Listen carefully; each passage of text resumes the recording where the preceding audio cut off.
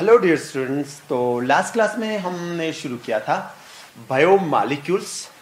और बायोमॉलिक्यूल्स में हमने जो पहला बायोमॉलिक्यूल है दैट्स कार्बोहाइड्रेट्स हमने शुरू किया था। और कार्बोहाइड्रेट्स क्या है उसकी डिफिनेशन हमने लास्ट क्लास में डिस्कस की थी।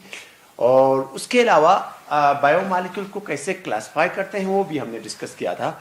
और जो मॉडर्न क्लासिफिकेशन है बायोमॉलिक्यूल्स की उसमें जो पहला टाइप है मोनोसेक्राइड्स हमने शुरू किया था। मैंने कहा था वो कार्बोहाइड्रेट्स जिनकी हाइड्रोलिसिस पॉसिबल नहीं होगी, जिनको जब हम हाइड्रोलाइज कर लें तो उससे भी सिंपल सब्सटेंस अगर नहीं बनते होंगे तो उन कंपाउंड्स को मैंने कहा था जनरली हम क्या कहते हैं मोनोसेक्राइड्स कहेंगे। यानी सिंपल हम कहेंगे पॉलीहाइड्रोक्सी एल्डिहाइड्स या पॉलीहाइड्रोक्सी कीटोन्स है बेटा which do not give simple compounds on hydrolysis है ना, उन कंपाउंड्स को जनरली हम कहते थे मोनोसेक्राइड्स।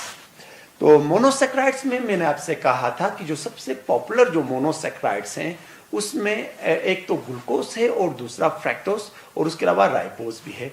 तो इनमें से दो कंपाउंड्स यानी ग्लूकोज और फ्रैक्टोज का स्ट्रक्चर आपके सिलेबस का पार्ट है। तो आज हम शुरू करने जा रहे हैं structure of glucose. Dear students, glucose का जो स्ट्रक्चर है वो कुछ एक्सपेरिमेंटल ऑब्जर्वेशन के बेसिस पे डिसाइड किया गया है। और इन ऑब्जर्वेशन में सबसे पहली जो ऑब्जर्वेशन है वो उसका मॉलिक्यूलर फॉर्मूला है। अगर आप ग्लूकोज ले लोगे और इसकी volumetric qualitative analysis as well as quantitative analysis कर लोगे तो वहां से ये पता चलता है कि ग्लूकोज में तीन एलिमेंट्स हैं, कार्बन, हाइड्रोजन और ऑक्सीजन। और ये भी पता चला है कि इस एनालिसिस के दौरान जब आप क्वांटिटेटिव एनालिसिस कर लोगे तो ये पता चला है कि कार्बन तकरीबन 40% यहां पे कार्बन होता है, 6.67% तकरीबन हाइड्रोजन होता है ग्लूकोज में और 53.33% नियरली क्या होता है ऑक्सीजन होता है।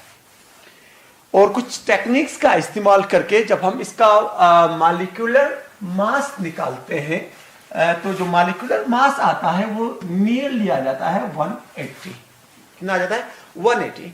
तो ये जो डाटा जो हमारे पास है, एक तो हमारे पास क्वालिटेटिव एनालिसिस है as well as quantitative analysis भी है और उसके अलावा मॉलिक्यूलर मास भी जब पता चल गया है तो इस डाटा का इस्तेमाल करके इसका हम मॉलिक्यूलर फॉर्मूला कैलकुलेट कर सकते हैं। होप आप लोगों को आइडिया होगा, क्लास 11 में ये डिस्कस कर लेते हैं। तो जो मॉलिक्यूलर फॉर्मूला पता किया गया तो वो मॉलिक्यूलर जो फॉर्मूला आ गया इसका, जो मॉलिक्यूलर फॉर्मूला आ गया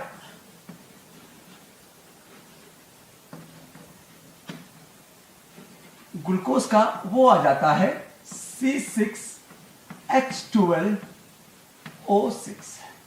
यानी ये पता चला कि ग्लूकोज के एक मॉलिक्यूल में 6 कार्बन, 12 हाइड्रोजन और 6 ऑक्सीजन जुड़े हुए हैं। उसके बाद ये पता करने के लिए इन कार्बन की अरेंजमेंट किस तरह की है ना, उसके लिए कुछ एक्सपेरिमेंटल एविडेंसेस हैं। जैसे अगर आप ग्लूकोज ले लोगे और इसको रिएक्ट कर लोगे हाइड्रोजन आयोडाइड के साथ in the presence of red phosphorus as catalyst at a temperature of nearly 100 degrees Celsius, तो आपको जो मेन कंपाउंड बनता है यहां पे N-हेक्सेन बनता है। N-हेक्सेन प्लस 2 आयोडोहेक्सेन, 2 आयोडोहेक्सेन और क्या बन रहा है N-हेक्सेन बन रहा है। तो यहां से ये क्लियर होता है क्योंकि इस कंपाउंड को जब हम क्या करते हैं हाइड्रोजन आयोडाइड के साथ ट्रीट करते हैं in the presence of red phosphorus, तो मैंने कहा कि मेन जो कंपाउंड बन रहा है N-हेक्सेन बन रहा है। तो सबको पता है कि N-हेक्सेन में 6 कार्बन आपस में जुड़े हुए थे इस तरह स्ट्रेट चेन बनाने के 6 है ना। तो यहां से हमें ये एविडेंस आता है कि ग्लूकोज में जो 6 कार्बन है वो आपस में जुड़ के एक स्ट्रेट चेन बनाते हैं, कोई ब्रांच वहां पे प्रेजेंट नहीं है। तो पहली चीज याद रखना कि ग्लूकोज में जो 6 कार्बन स्ट्रेट चेन बना के जुड़े हुए हैं, कोई ब्रांच वहां पे नहीं है। ये एविडेंस इस केमिकल रिएक्शन से हमें मिलता है। नेक्स्ट अगर हम ये ग्लूकोज ले लें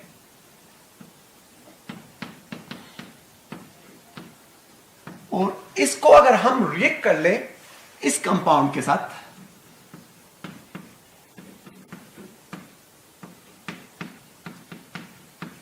इस कंपाउंड को हम क्या कहते हैं, आप नाम लिख सकते हो, यहां पे 2 कार्बन है इसलिए इथ है ना,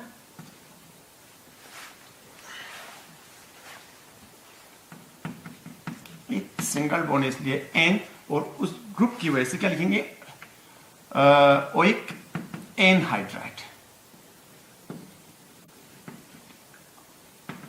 यानी ग्लूकोज को जब हम इथेनोइक एनहाइड्राइड से ट्रीट करते हैं तो हमें जो कंपाउंड बनता है वो ये वाला कंपाउंड बन जाता है। मैं आपको बता दूं, देखो जनरली क्या हो जाता है, ये वाला बॉन्ड ब्रेक हो जाता है यहां से, और यहां से H पॉजिटिव्स निकलते हैं। वो कैसे निकलते हैं हम बाद में डिस्कस कर लेंगे। वो H पॉजिटिव्स इस पार्ट के साथ जुड़ जाते हैं और क्या बनाते हैं आपको CH3COOH, यानी इथेनोइक एसिड बनाते हैं, ethanoic acid.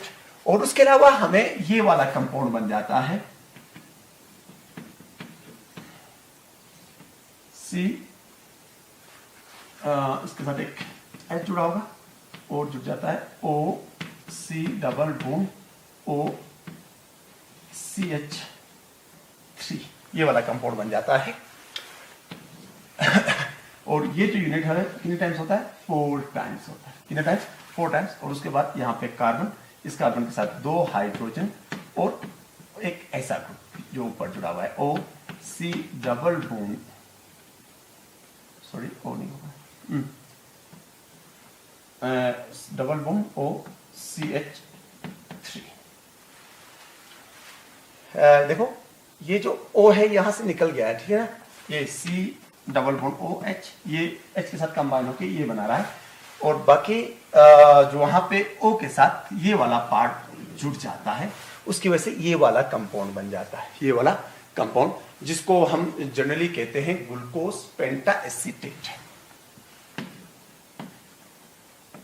Glucose पेंटाएसिटेट, glucose पेंटाएसिटेट plus क्या बन जाता है, 5 टाइम्स इथेनोइक एसिड बन जाता है। तो उसका मतलब ये हुआ कि इसने इस तरह के कितने मॉलिक्यूल्स के साथ रिएक्ट किया है, 5 मॉलिक्यूल के साथ रिएक्ट किया है। अब स्टूडेंट्स आप याद रखें ना, ये रिएक्शन कब होती है, ये जो एसिड एनहाइड्राइड से जनरली वो अल्कोहल्स के साथ रिएक्ट कर लेते हैं। किसके साथ रिएक्ट करते हैं, अल्कोहल के साथ रिएक्ट करते हैं, और उस टाइम पे ये कंपाउंड्स बन जाते हैं, जिनमें से इनको हम कहते हैं इस्टर्स कहते हैं, और ये इस्टर्स और क्या बन रहा है, कार्बोक्सिलिक एसिड्स बन रहे हैं। इस्टर्स और क्या बन रहा है, कार्बोक्सिलिक एसिड बन रहे हैं, है ना। तो उससे क्या इंडिकेशन आ रही है, क्योंकि यहाँ पे इस तरह के कितने ग्रुप बन गए, 5 ग्रुप बन रहे हैं, तो उसका मतलब ये हुआ कि जो ग्लूकोज है उसमें OH ग्रुप कितनी बार है, 5 टाइम्स है। तो ये जो रिएक्शन हमने अभी डिस्कस की, यहां से हमें एविडेंस ये मिलता है कि हर एक ग्लूकोज के एक मॉलिक्यूल में 5 OH ग्रुप्स हैं, यानी हाइड्रोक्सी ग्रुप कितने हैं, 5 OH ग्रुप्स हैं। तो ये 3 ऑब्जर्वेशंस याद रख लेना, तो उसके बाद नेक्स्ट ऑब्जर्वेशंस अब डिस्कस कर लेंगे हम।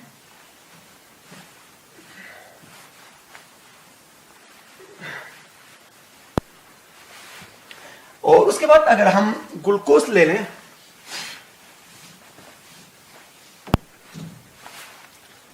नेक्स्ट 4th ऑब्जर्वेशन क्या है, देखो अगर हम ग्लूकोज ले लें और उसको रिएक्ट कर लें हाइड्रोजन साइनाइड के साथ, HCN के साथ, तो जो कंपाउंड हमें बनता है वो बनता है ग्लूकोज साइनोहाइड्रीन। ग्लूकोज साइनोहाइड्रीन यानी ये फॉर्मूला होता है इसका, COHCN और H, और यहां पे बाकी जुड़ा होगा CHOH 4 टाइम्स और CH2OH।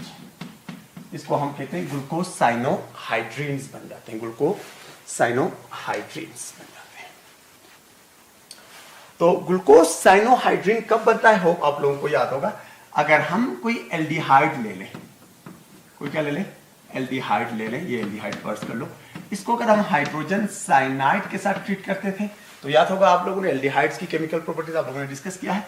तो क्या होता था कि ये एज ए न्यूक्लियोफाइल इस कार्बन पे अटैक करता था, तो उसकी वजह से ये इलेक्ट्रॉन्स यहाँ पे शिफ्ट हो जाते थे, है ना।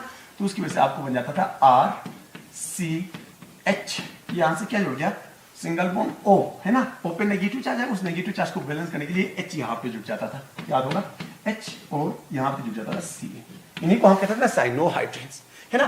तो यहाँ पे भी साइनोहाइड्रिन बन रहा है, इसका मतलब ये है कि एल्डिहाइड, ये जो ग्लूकोज है उसमें भी कौन सा ग्रुप है, एल्डिहाइडिक ग्रुप प्रेजेंट है, एल्डिहाइडिक ग्रुप प्रेजेंट है। तो डियर स्टूडेंट्स, अभी तक आप लोगों को याद रखना क्या पता चला है, एक तो उसका फॉर्मूला पता चला कि उसका फॉर्मूला C6H12O6 है। दूसरी चीज आपको ये पता चला है कि कार्बन में 6 जो कार्बन हैं वो स्ट्रेट चेन बना के जुड़े हुए हैं। तीसरी बात ये पता चली है कि उसमें 5 टाइम्स OH ग्रुप्स है, 5 OH ग्रुप्स है। और नेक्स्ट पॉइंट अभी जो पता चला उसमें एक एल्डिहाइडिक ग्रुप है। क्लियर है। अब और कुछ एविडेंसेस हैं जो उसके बारे में भी पहले डिस्कस कर लें, उसके बाद हम बता देंगे आपको कि ग्लूकोज का इन ऑब्जर्वेशन के बेसिस पे जो स्ट्रक्चर है वो किस तरह का होगा। नेक्स्ट अब हम बात कर लेते हैं, अगर हम ग्लूकोज ले लें, फर्स्ट किलो C6H12O6 ग्लूकोज ले लिया, और इसको अगर हम क्या कर लें, इसकी ऑक्सीडेशन करा दें, क्या करा दें, ऑक्सीडेशन करा दें।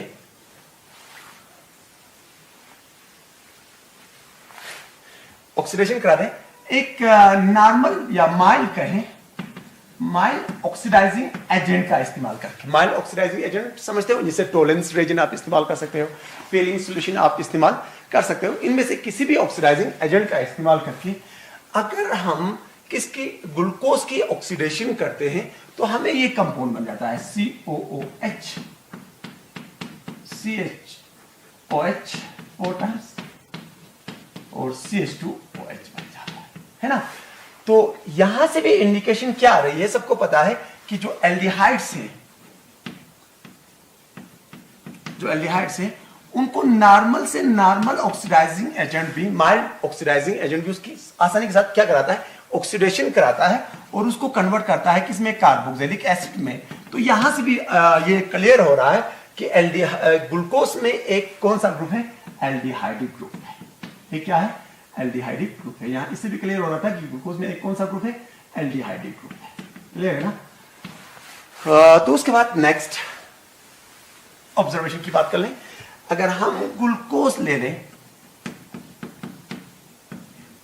ग्लूकोज ले लें और इसकी ऑक्सीडेशन कर लें एक स्ट्रॉन्ग ऑक्सीडाइजिंग एजेंट का इस्तेमाल करके, स्ट्रॉन्ग ऑक्सीडाइजिंग एजेंट, जैसे फर्स्ट को हम इस्तेमाल कर सकते हैं नाइट्रिक एसिड। नाइट्रिक एसिड एक स्ट्रॉन्ग ऑक्सीडाइजिंग एजेंट है, या उसके अलावा KMnO4 इस्तेमाल कर सकते हैं एसिडिक कंडीशन में, वो भी एक स्ट्रॉन्ग ऑक्सीडाइजिंग एजेंट है। तो एक स्ट्रॉन्ग ऑक्सीडाइजिंग एजेंट के प्रेजेंस पे जब हम ग्लूकोज की ऑक्सीडेशन करते हैं तो उस टाइम पे हमें ये वाला एसिड बन जाता है, ये एक वाला कार्बोक्सिलिक एसिड।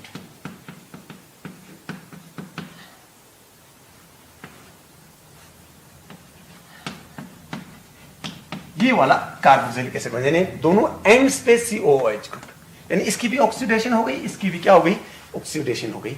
तो यहां से ये बात क्लियर होती है कि यहां पे, क्योंकि सबको पता है कि प्राइमरी अल्कोहल की ऑक्सीडेशन, प्राइमरी अल्कोहल की ऑक्सीडेशन हो गई यहां पे, है ना। तो यहां पे 2 पार्ट्स की क्या हो गई, ऑक्सीडेशन हो गई है, यानी यहां पे इसकी भी ऑक्सीडेशन हो गई एल्डिहाइडिक ग्रुप की, एज वेल एज एक अल्कोहलिक ग्रुप की भी ऑक्सीडेशन हो गई। तो वो अल्कोहलिक ग्रुप क्या था, प्राइमरी अल्कोहलिक ग्रुप, है ना। तो यहां से क्लियर आपको ये इंडिकेशन आ रही है कि जो 5 टाइम्स जो OH ग्रुप्स थे उसमें से 4 जो OH ग्रुप्स हैं वो सेकेंडरी अल्कोहल से, सेकेंडरी अल्कोहलिक ग्रुप है, और एक जो अल्कोहलिक ग्रुप है वो प्राइमरी अल्कोहलिक ग्रुप।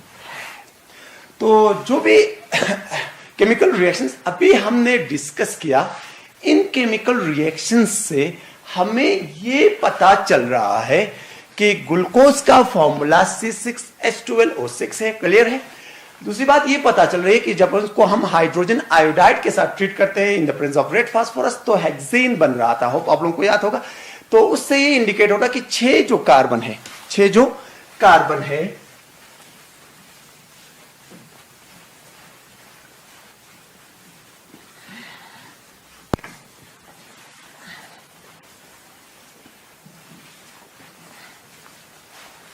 स्टूडेंट्स, मैंने क्या कहा कि एक तो ये फॉर्मूला पता चला कि इसका फॉर्मूला C6H12O6, ठीक है ना। दूसरा जो एक्सपेरिमेंट हमने किया था जिसमें हम हाइड्रोजन आयोडाइड के साथ ट्रीट कर रहे थे ग्लूकोज से, वहां से हमें पता चला कि ये जो 6 कार्बन है वो एक स्ट्रेट चेन बना रहे हैं,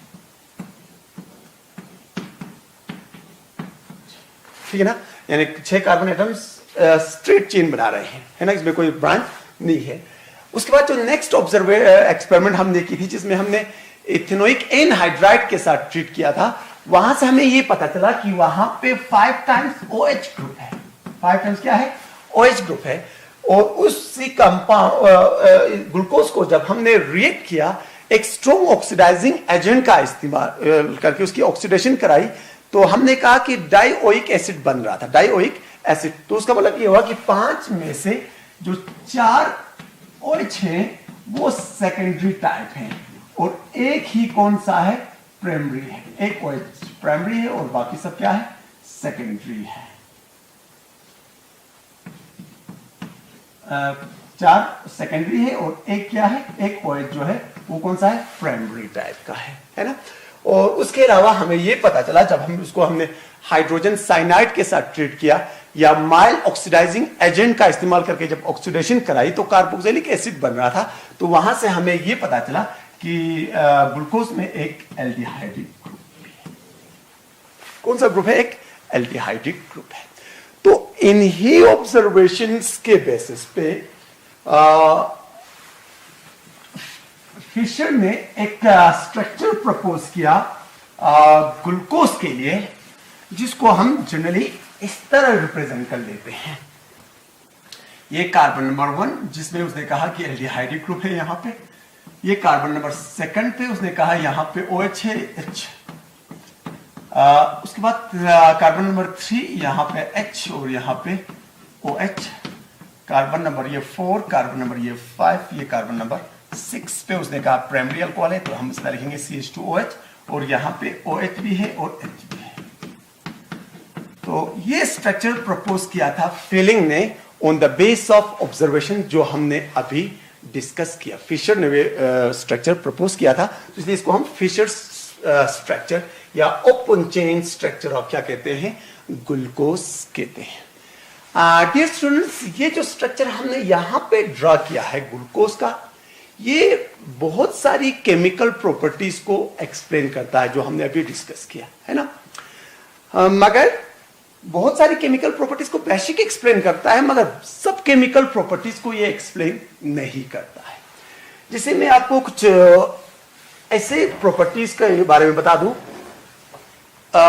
जो ग्लूकोज एक्सप्लेन नहीं कर रहा है, तो उसमें सबसे पहली चीज आप याद रख लेना, ग्लूकोज में जो एल्डिहाइडिक ग्रुप है CHO है ना, ये एल्डिहाइडिक ग्रुप बेशक जो कैरेक्टरिस्टिक रिएक्शन है एल्डिहाइड की, जिसे हमने कहा हाइड्रोजन साइनाइड के साथ रिएक्ट कर रहा है, इसी तरह ये हाइड्रोक्साइल एमाइन के साथ भी रिएक्ट कर लेता है। हाइड्रोक्साइल किसके साथ भी रिएक्ट कर लेता है, हाइड्रोक्साइल एमाइन के साथ भी रिएक्ट कर लेता है। मगर कुछ और कैरेक्टरिस्टिक जो एग्जांपल्स हैं एल्डिहाइडिक ग्रुप के, जैसे एल्डिहाइडिक ग्रुप जो है एल्डिहाइड्स अमोनिया के साथ रिएक्ट करते हैं, मगर ग्लूकोज अमोनिया के साथ कोई रिएक्शन दिखाता नहीं है। एल्डिहाइड्स की अगर हम बात कर लें तो ये प्राइमरी एमाइंस के साथ रिएक्ट कर लेते हैं, प्राइमरी एमाइंस के साथ रिएक्ट करके शिफ्ट बेसिस बनाते हैं, है ना। तो वहां पे पहले न्यूक्लियोफिलिक एडिशन रिएक्शन होती है, उसके बाद वाटर मॉलिक्यूल वो लूज कर लेते हैं ऑन हीटिंग, तो उसकी वजह से इमाइंस बन जाते हैं, है ना। कार्बन और नाइट्रोजन के बीच में डबल बॉन्ड इस तरह के कंपाउंड बनते हैं जिसको हम शिफ्ट बेसिस कहते हैं। तो एल्डिहाइड्स प्राइमरी एमाइंस के साथ रिएक्ट करके वो शिफ्ट बेसिस बनाते हैं, मगर जो ग्लूकोज हैं वो ये वाली रिएक्शन भी दिखाता नहीं है ना। तो उससे ये साबित हो रहा है कि एल्डिहाइड का ये जो ग्रुप है शायद फ्री नहीं है, क्योंकि एल्डिहाइड की जो फ्री एल्डिहाइडिक ग्रुप है वो जो तमाम केमिकल प्रॉपर्टीज एल्डिहाइड में प्रेजेंट जो ग्लूकोज में प्रेजेंट जो एल्डिहाइड ग्रुप है वो तमाम केमिकल प्रॉपर्टीज नहीं दिखा रहा है जो एल्डिहाइड्स दिखा रहे हैं। तो वहां से एविडेंस आता है कि जो ओपन चेन स्ट्रक्चर है उसमें शायद एल्डिहाइड जो है वो शायद फ्री नहीं है। तो वहां से बात निकलती है साइक्लिक स्ट्रक्चर ऑफ किसकी, ग्लूकोज की। तो अब हम बात कर लेते हैं साइक्लिक स्ट्रक्चर ऑफ ग्लूकोज का। उसके अलावा और भी एविडेंसेस हैं, जैसे ग्लूकोज के दो स्टीरियो आइसोमर्स मिलते हैं, एक को हम कहते हैं अल्फा डी ग्लूकोज, दूसरे को कहते हैं बीटा डी ग्लूकोज। उन दोनों में क्या फर्क होता है कि बेशक कंपोजिशन वही है ना, मगर उनका बॉइलिंग पॉइंट्स अलग होते हैं।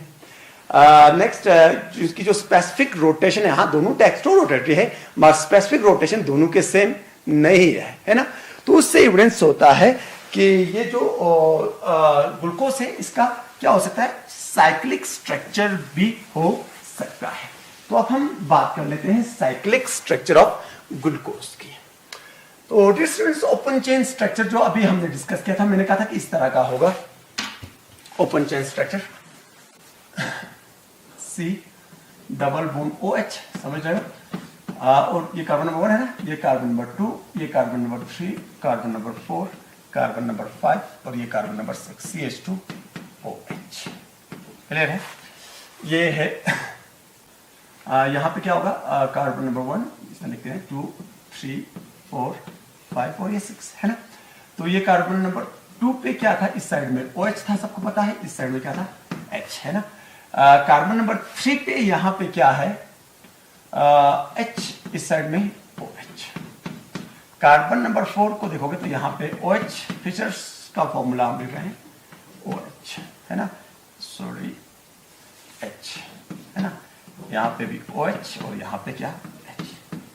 तो अगर आप इस मोनोसेक्राइड को देखोगे, ग्लूकोज को देखोगे, तो इस तरह फ्रैक्टोज का भी ऐसा ही स्ट्रक्चर होता है जो हम बाद में डिस्कस कर लेंगे।